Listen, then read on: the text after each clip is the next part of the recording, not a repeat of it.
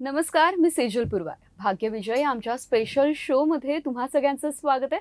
आणि भाग्यविजयच्या माध्यमातून आपण आपल्या दैनंदिन जीवनामध्ये असलेल्या समस्या, मग त्या आरोग्यविषयक असो, करिअर विषयक असो किंवा नोकरी विषयक असो, आणि त्यांना कशा पद्धतीनं सामोरं जायला हवं, शिवाय या समस्यांना सामोरं जात असतानाच ज्या अडचणी येतात त्या अडचणींवर देखील आपण कशा पद्धतीने मात करायला हवी यावर चर्चा करणार आहोत. आणि आज आपल्यासोबत आहेत आरोग्य समस्या आणि कुंडली या विषयावरती चर्चा करण्यासाठी ज्योतिष व वास्तुशास्त्र तज्ज्ञ डॉक्टर विजय चाटोरीकर. डॉक्टर, तुमचं आमच्या कार्यक्रमामध्ये खूप खूप स्वागत आहे. नमस्कार. तर आपण सर्वात आधी डॉक्टरांबद्दल थोडक्यात जाणून घेऊया. डॉक्टर मागील 3 पिढ्यांपासून ज्योतिष व वास्तू या क्षेत्रामध्ये कार्य करत आहे. शिवाय त्यांनी ज्योतिषशास्त्र व वास्तुशास्त्र या विषयांमध्ये PhD केलेली आहे. देश विदेशामध्ये त्यांना अनेक मोठ्या पुरस्कारांनी देखील सन्मानित केलं गेलं आहे. त्यांना रत्नांची देखील विशेष परख आहे आणि त्यांनी रत्नांचा विशेष असा अभ्यास देखील केला आहे. ठाणे, पुणे आणि औरंगाबाद या ठिकाणी भाग्य विजय या नावाने त्यांचं ऑफिस सुद्धा प्रसिद्ध आहे. तर आपण आता चर्चा करूया आरोग्यविषयक समस्या आणि कुंडली यावरती. तर डॉक्टर, आरोग्यविषयक अनेक समस्या या उद्भवत असतात आणि खरंच आरोग्यविषयक समस्यांचा कुंडलीशी काहीतरी असा कॉन्टॅक्ट असतो का, किंवा कुंडली आणि आरोग्यविषयक समस्या यामध्ये काही म्हणजे असं असतं का की कुंडलीमुळे आरोग्यावरती काही परिणाम होऊ शकतो? तसं पाहायला गेलं तर शेजल, तुला सांगतो की आपले जे काही शास्त्र आहेत, म्हणजे आयुर्वेद असेल, ज्योतिषशास्त्र असेल, वास्तुशास्त्र असेल, हे एकमेकावर थोडेफार निगडीत आहेत किंवा एकमेकाला त्याचा संबंध येतो. ज्योतिषशास्त्र एक असं शास्त्र आहे की ते प्रत्येक गोष्टीसाठी आपल्याला उपयोगात येऊ शकतं. मग त्यातल्या त्यात आपण पाहतो की वैवाहिक समस्या असतील, कौटुंबिक असतील, मानसिक असतील, शारीरिक असतील, आर्थिक असतील, सामाजिक असतील, प्रत्येक शिक्षणासाठी असेल, प्रत्येक गोष्टीसाठी हे ज्योतिषशास्त्र आपल्याला एक मार्गदर्शक म्हणून आपल्याला उपयोगात येऊ शकतं. महत्त्वाची गोष्ट काय असते की ज्योतिषशास्त्रामध्ये कुंडली जी असते त्या कुंडलीमध्ये 12 स्थानं असतात. प्रत्येक स्थानाचं एक वेगवेगळं काम असतं. तसंच आपल्या कुंडलीमध्ये षष्टम स्थान जे असतं ते आरोग्यासाठी आपण ठेवलेलं असतं, की ते षष्टम स्थानावर कळत असतं की तुमचे आरोग्य तुमचं कसं असणार आहे. आणि अष्टम स्थान, ज्याला मृत्यूस्थान आपण म्हणतो, त्याच्याहून सुद्धा आपलं आरोग्य, आपलं आयुष्य, आपल्याला कोणते रोग होऊ शकतात, कोणते आजार होऊ शकतात, कोणते आजार उद्भवू शकतात, किंवा वर्तमान स्थितीमधले जे काही ग्रहमान असतात आपले, त्यानुसार सुद्धा आपल्याला कळू शकतं की सध्याच्या काळामध्ये आपण काय काळजी घेतली पाहिजे, आपल्याला आरोग्याच्या बाबतीमध्ये कधी प्रॉब्लेम निर्माण होऊ शकतो. ही आपली जी जन्मकुंडली असते त्याच्यावर पूर्ण आयुष्याचा विचार केला जातो की आयुष्यामध्ये तुम्हाला कोणकोणते आजार कोणकोणत्या काळामध्ये येऊ शकतात आणि त्याचे परिणाम काय असू शकतात. दीर्घ आजार असतील किंवा क्षणिक आजार असतील, कोणते आजार तुम्हाला येणार आहेत, किंवा व्हायरल इन्फेक्शन असते, किंवा ॲलर्जीचे टाईपचे आजार असतील, किंवा हाडाचे असतील, डोळ्याचे असतील, कोणत्या प्रकारचे आजार तुम्हाला उद्भवू शकतात हे आपल्या जन्मकुंडलीवरून आपल्याला पाहता येऊ शकतं. फक्त जाणकार व्यक्तीचा सल्ला घेऊन जर आपण त्याचा नीट उपयोग करून घेतला या शास्त्राचा, तर मला वाटतं आजार येणार नाहीत अशातली गोष्ट नाही, पण आल्यानंतर योग्य ती ट्रीटमेंट आपल्याला मिळण्यासाठी ज्योतिषशास्त्र आपल्याला खूप लाभदायक ठरू शकतं. अच्छा, तर ज्या आरोग्यविषयक समस्या तुम्ही आता सांगितलं की कुंडलीवरून हे समजू शकतं, परंतु याच कालावधीमध्ये आपल्याला हा आजार होणार आहे किंवा कशा पद्धतीचा, म्हणजे आता पोटाचे विकार असतात, डोळ्यांचे विकार असतात, सगळे हे जे विकार असतात या कालावधीमध्ये होतील, किंवा त्याचा आपल्या म्हणजे जो आयुष्य असतो त्याच्यावर त्याचा परिणाम होऊ शकतो, हे सुद्धा आपल्याला कुंडलीमधून कळतं का? नक्कीच. काय असतं की कुंडलीमध्ये जसं मी सांगितलं की 12 स्थान आहेत.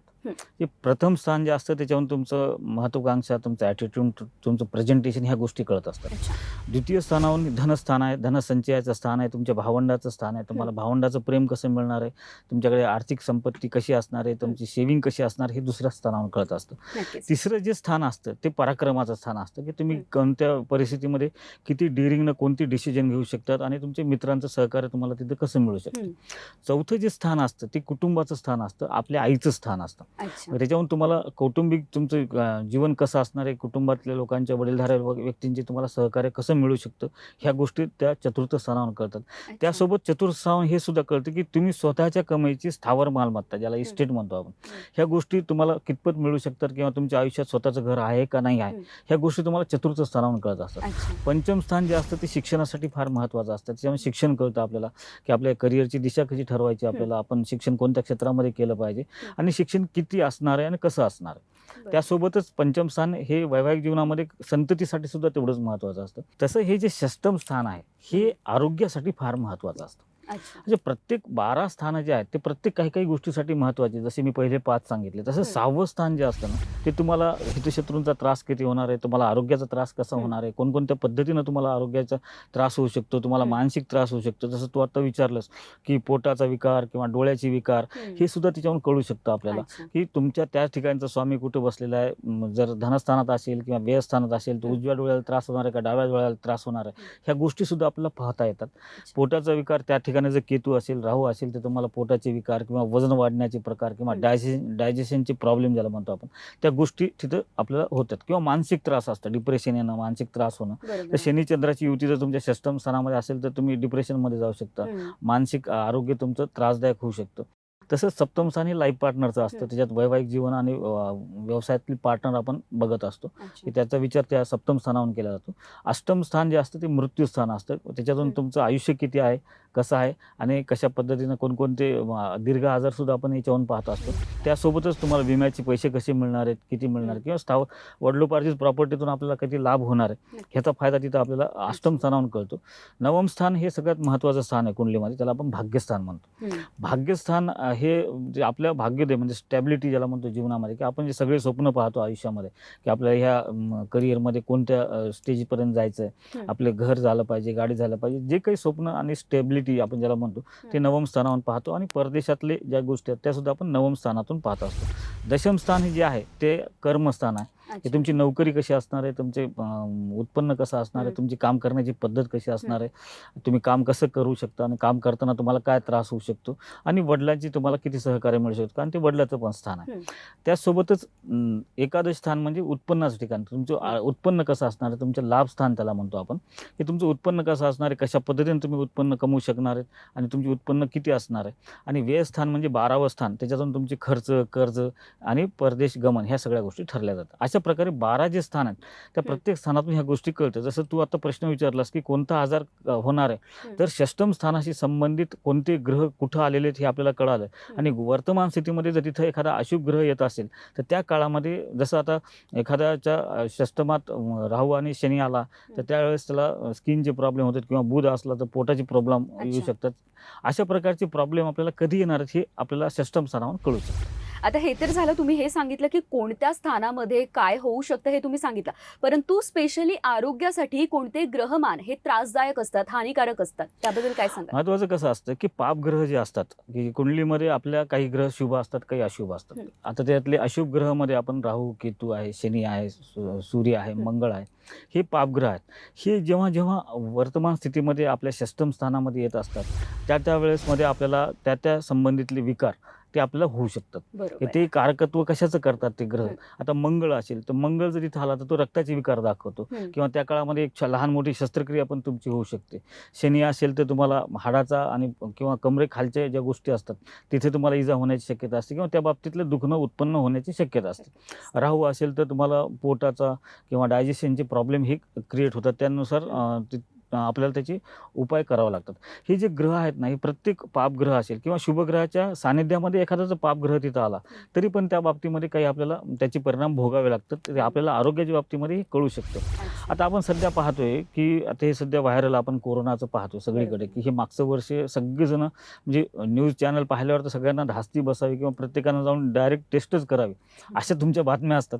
पण महत्त्वाची गोष्ट काय, की ह्या सगळ्या गोष्टी मानसिकतेवर खूप डिपेंड असतात, हं. की तुमच्या ग्रहमानामध्ये चंद्र हा मनाचा कारक असतो आणि चंद्र जेव्हा षष्टमात येतो, त्यावेळेला तुम्हाला व्हायरल इन्फेक्शन होण्याची शक्यता असते. कारण मन जे असतं ना, ते चलबिचल असतं. हं. सतत विचार करत राहतं, काही ना काहीतरी. कोणाला जरी काय झालं, तर एखाद्या रोगाची लक्षणं जरी वाचले, तरी आपल्याला असं होतं का? मग आपली पाठ दुखते का? मग आपल्याला श्वास घ्यायला त्रास होतो का?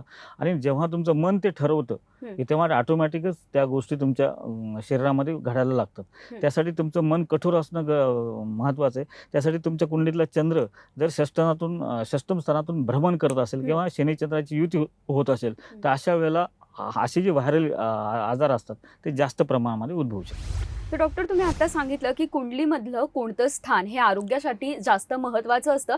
परंतु आपण बघत असू की असे अनेक लोकं असतात की जे डॉक्टरांकडून त्यांचं जे काही आजार असतात त्यावर उपचार घेत असतात. वर्षानुवर्ष जातात तरी देखील त्यांना त्यांचे जे उपचार असतात त्यावरती त्यांचं समाधान मिळत नाही आणि त्यांचा जो आजार असतो तो देखील संपत नाही. मग अखेर त्यांना असं वाटतं की आपण आपली कुंडली बघायला हवी, त्याच्यामध्ये काही दोष आहे का हे बघायला हवं.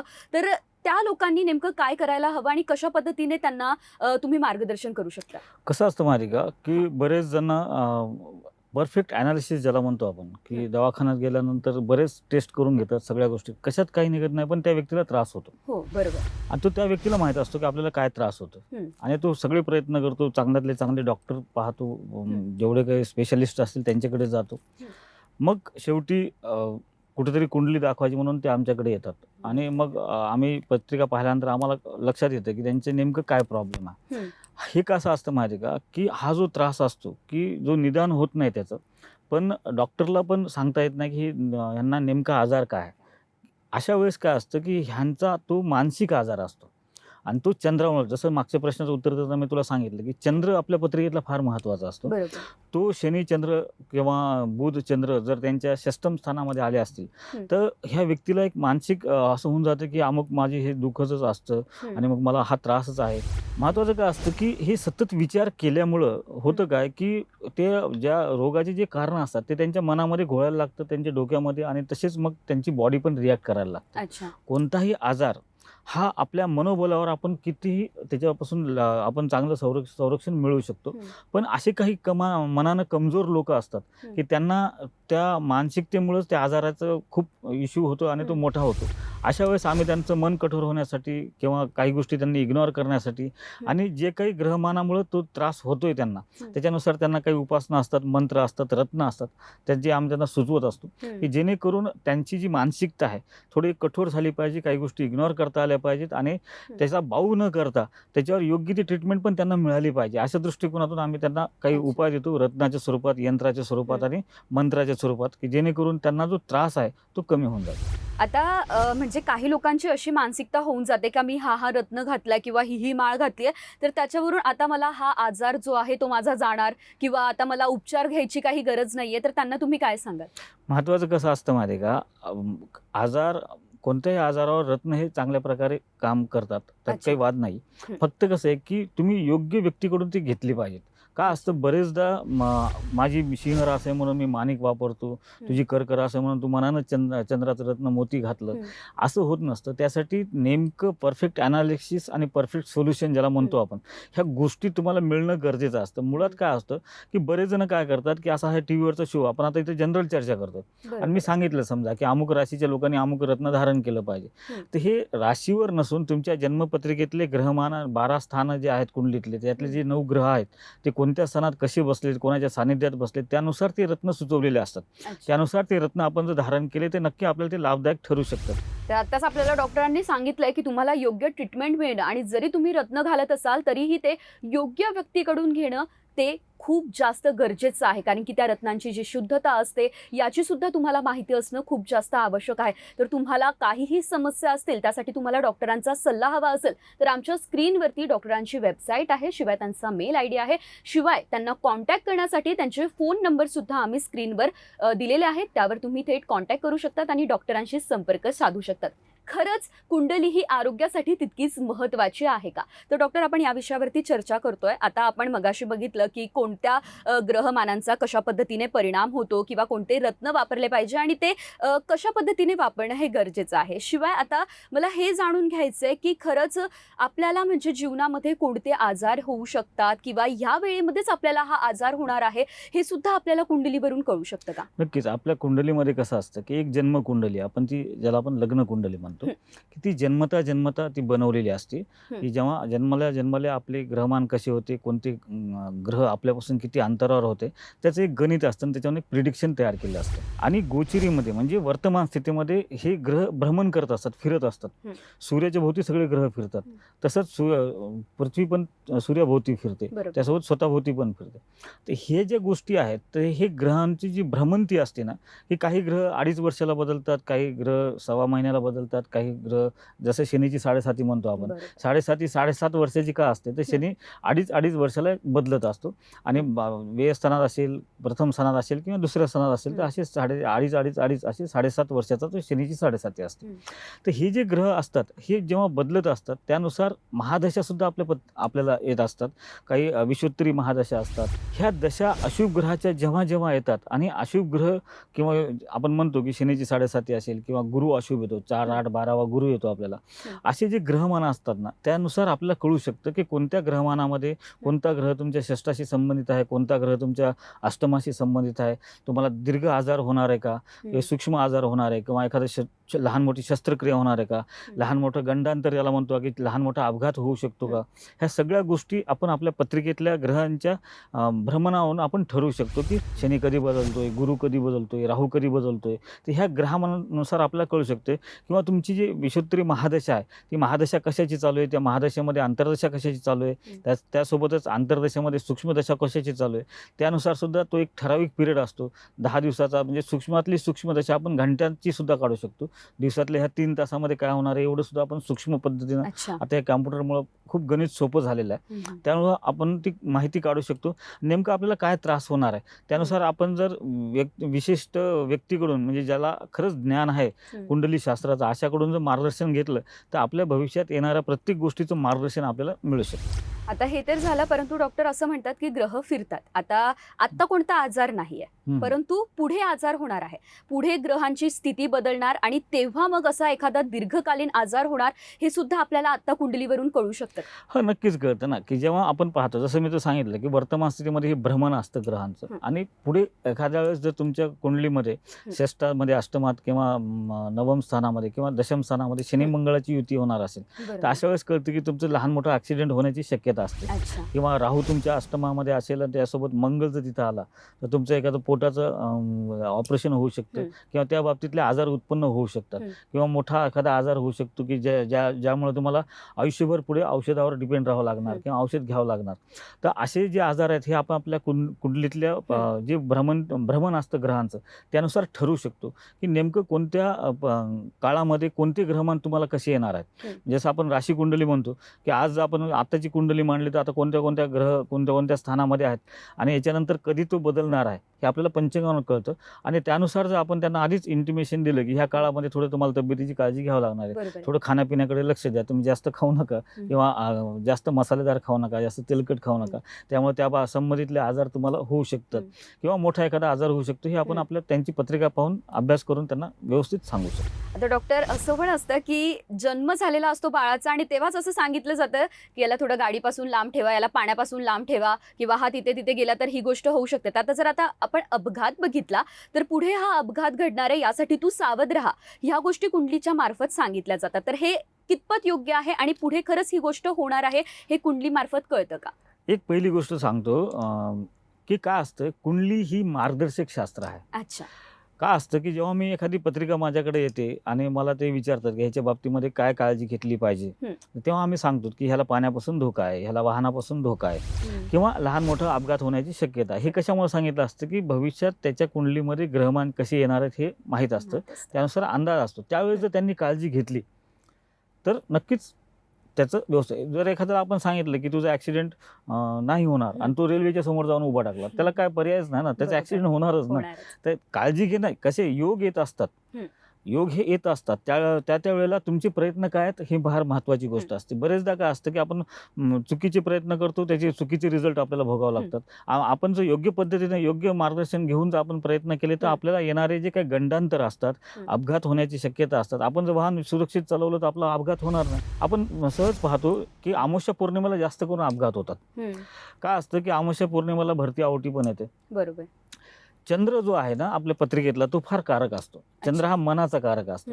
कारण असतं की तो व्हायलंट पण बनवतो तुम्हाला आणि तो सायलेंट पण बनवतो. आणि काय असतं की अमावस्या पौर्णिमेमध्ये ही भरती आवडी असल्यामुळे सहसा लोकांचं स्वतःवरचं कंट्रोल हे जात असतं. मग त्यावेळेला ते कंट्रोल गेल्यामुळं कुठेतरी ओव्हर डिअरिंग होते किंवा कुठेतरी चुकीचं काही गोष्टी होतात त्यामुळं तिथं अपघात होण्याची शक्यता जास्त असते. त्या काळामध्ये थोडं गाडी चालवताना आपण म्हणतो ना अमावस्या दिवशी प्रवास करू नये, त्याचं कारण ते असतं की त्याचा अर्थ असा की प्रवास करूच नाही असं काही नाहीये किंवा ते अशुभच असतं असं काही नाही, की त्यावेळेला तुमचं मनावर तुमचं कंट्रोल पाहिजे. तर अशा वेळेस तुमच्या पत्रिकेतला चंद्र कोणत्या स्थानात बसलेला आहे, कसा आहे आणि गोचरीमध्ये तू काय करतो ह्याचा विचार करून जर तुम्ही त्या गोष्टी नियोजन केलं तर ते होणारे जे अपघात असतात किंवा आजार असतात ते आपण टाळू शकतो.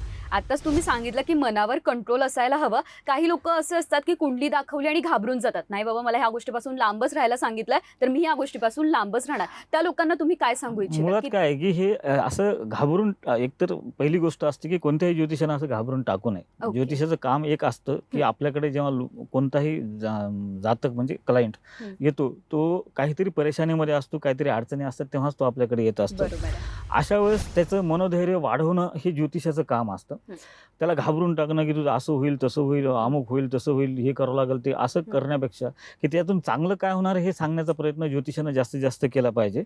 याचा अर्थ असा नाही, की त्याला खोटं सांगितलं पाहिजे, पण प्रत्येक प्रश्न जो असतो त्याला उत्तर असतं. प्रत्येक किल्पाला जशी चाबी असते तशी प्रत्येक समस्येला काहीतरी उपाय असतो.